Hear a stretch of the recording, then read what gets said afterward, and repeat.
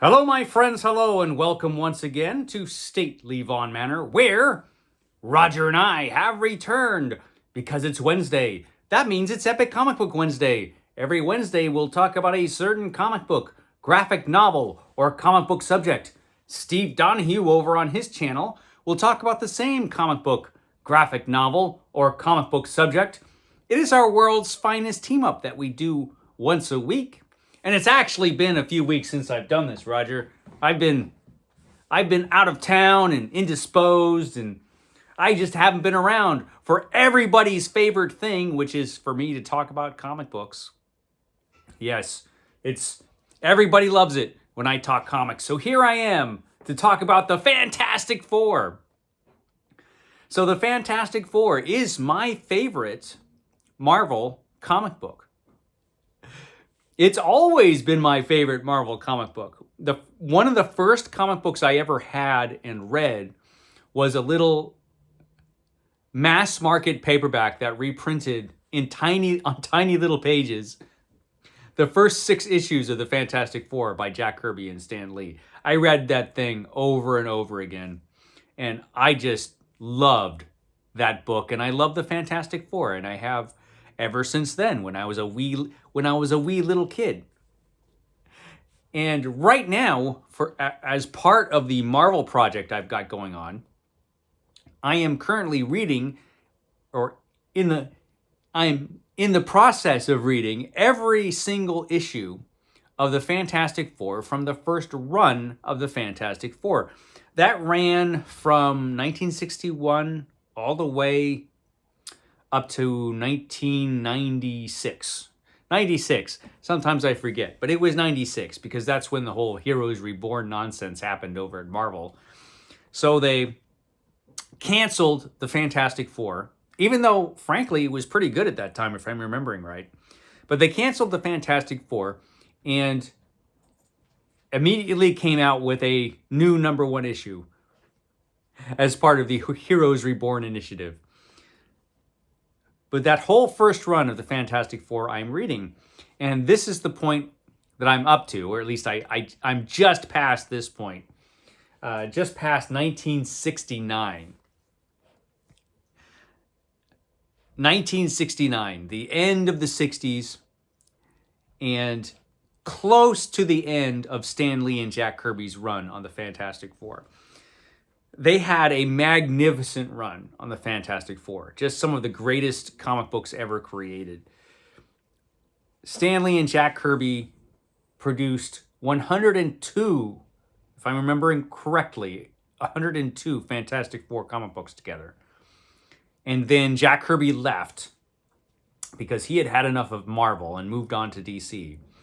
And Stan Lee continued to draw the book, only with, I think it was John Romita took over for Jack Kirby, and eventually we got John Buscema, who was great on the Fantastic Four as well. But nothing can ever top the Jack Kirby run on the Fantastic Four. Now, this book, the name is Doom. This is the 5th Marvel Epic Collection that collect the original Fantastic Four issues. So this has issues 68 through... You have to excuse me, I left my glasses in the other room. So this has issues 68 through 87 in this volume. And by this point, the Fantastic Four had become quite epic. At this point, Stan Lee and Jack Kirby have really hit their stride on this book. And both the stories and the artwork have improved dramatically from the first few issues of the Fantastic Four. The Fantastic Four probably peaked in quality as far as Stan Lee and Jack Kirby's run right around when Galactus first showed up in the book. And then it kind of held that quality for a long time.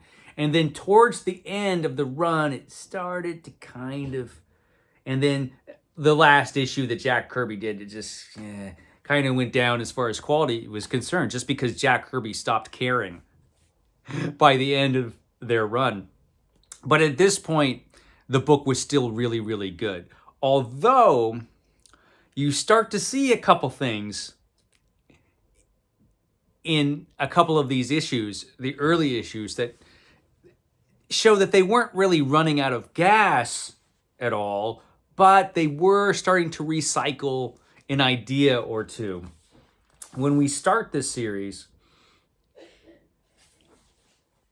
of stories, we get a recycled idea. And basically what happens in some of these early issues is that we have, like, for example, this story, By Ben Betrayed. So what happens here is that the Thing is turned evil. He's turned evil by a supervillain. In this case, he's turned evil by the Mad Thinker. The Mad Thinker, who's frankly kind of a lame supervillain. He's supposed to be this genius who can think ahead and knows everything that's ever going to happen, but there's always like something he doesn't know for some reason.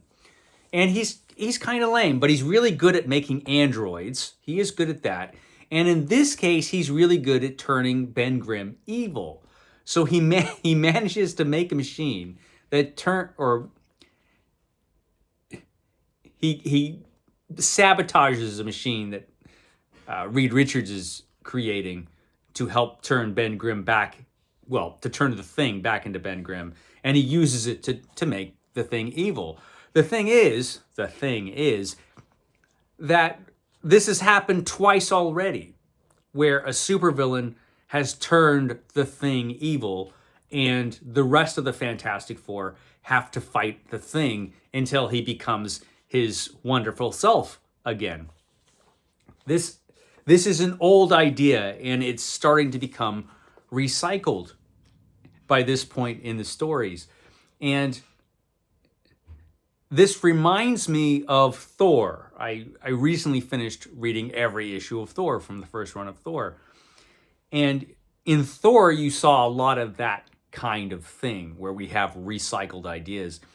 This isn't quite as bad as Odin having to go into his Odin sleep and then Loki taking over Asgard, which literally happened all the time. In Thor, there were a lot of ideas like that just kept being used over and over again.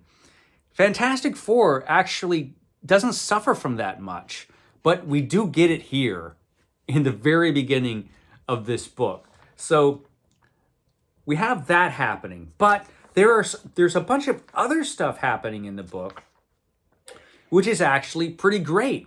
First of all, the wonderful Silver Surfer returns. The wonderful Silver Surfer returns. We have quite a bit of the Silver Surfer in here. And we actually have the return of Galactus. Galactus, without the Silver Surfer, he just can't find a planet to eat. So he has to try, he promised he wouldn't eat the Earth, but he's so hungry he might just say, screw that promise. I need to eat the Earth because I can't find another planet. So basically, he needs the Silver Surfer back to find him a planet to eat other than the Earth. But the Silver Surfer has disappeared into the microverse, so the Fantastic Four have to go after him. But wait, they're actually at this point the Fantastic Three, because the Invisible Woman in this series of stories has become pregnant. That's right, she's pregnant, which is unusual. At this time in the 1960s, you didn't have many pregnant superheroes, but here's one, the Invisible Woman. She became pregnant. It was surprising enough that Reed Richards and the Invisible Woman actually got married. But Stan Lee breaks new ground again by having her get pregnant. And so we have a team that's always been a family becoming more of a family. And soon we will see the birth in this book of young Franklin Richards, their child. There are some awkward 1960s moments in this, in that Reed Richards, who's always been kind of sexist in a very 1960s way, really becomes sexist in a 1960s way in some of these stories, as far as, oh, Sue, you can't do anything now that you're pregnant. We've got to hide you away. And not only that, but you can't hear anything upsetting, anything that's happening in the world. You can't hear it because you just can't, we can't let anything upset you. Otherwise, the baby will turn out to be a mutant. Actually, that's kind of a danger anyway, as things turned out. But there was some of that going on. So this was an interesting thing to happen. In these stories, the Invisible Woman basically has to leave the team because she's pregnant. And we actually get a replacement. Crystal, who at this point is the girlfriend of the Human Torch, actually takes over for Susan Storm, the Invisible Woman. Let's see if I could find her debut. So she debuts as the replacement here in issue 81. And this is right after Franklin Richards is born. He isn't named yet. It takes them a while to come up with a name for some reason. But so he's just the nameless child at this point. But Crystal decides she is going to take over for the Invisible Woman while she's out on maternity leave. And she makes herself a costume and decides that she is going to become the replacement. And she does become the replacement. And this means, since she's an Inhuman, that we get the return of the Inhumans, which is kind of cool. It's always fun to see the Inhumans return. And what is this? Maximus? Is this Maximus? Yeah, Maximus. That's his name. Crazy Maximus, the brother of Black Bolt, who's a nut, has managed to take over and make himself king again of the Inhumans. He's kind of like Loki that way.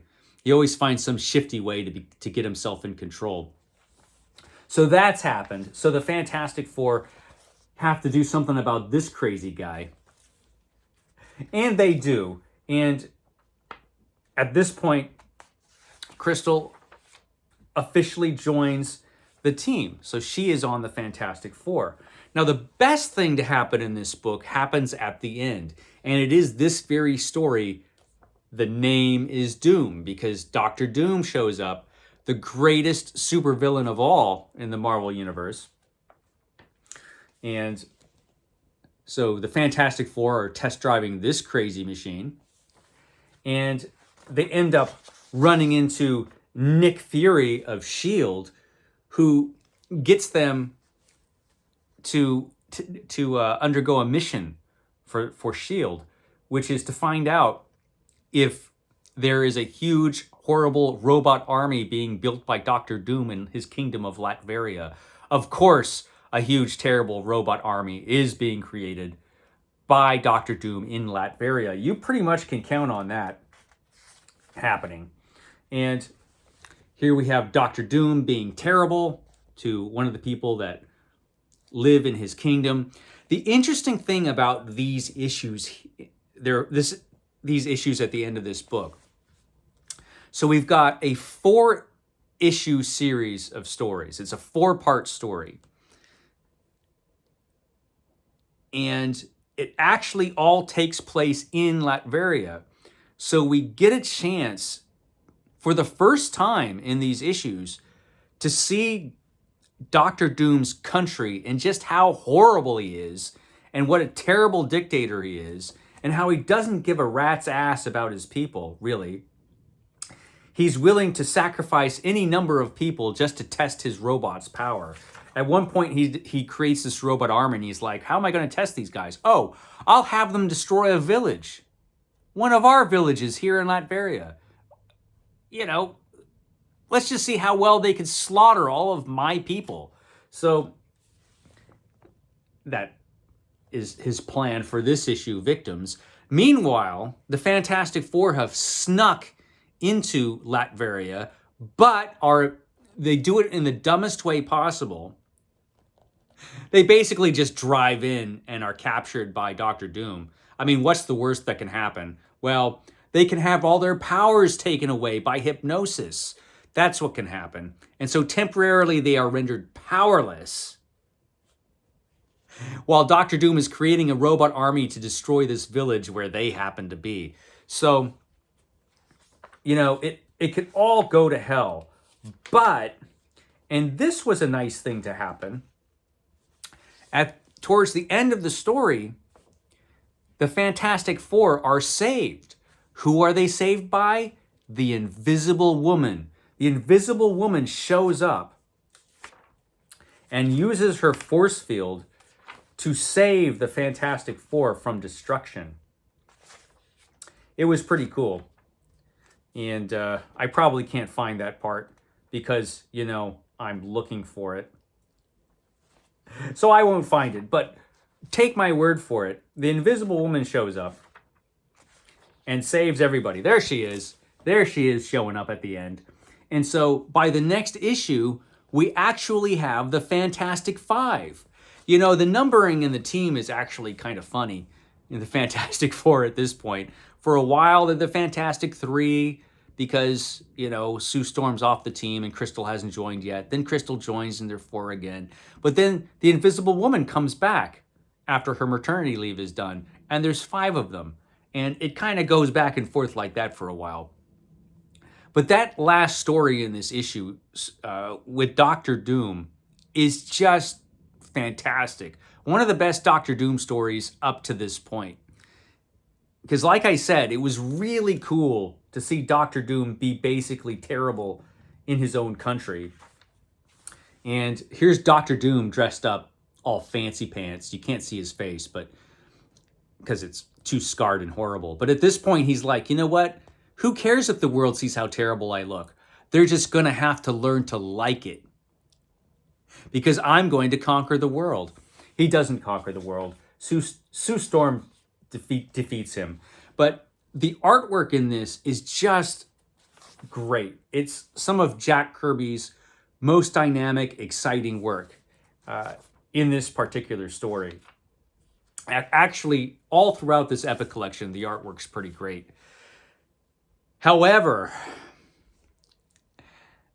this is the point after this book where the quality starts to go down. Actually, if I'm remembering right, immediately after the end of this book, some of the stories just aren't as inspired, let us say.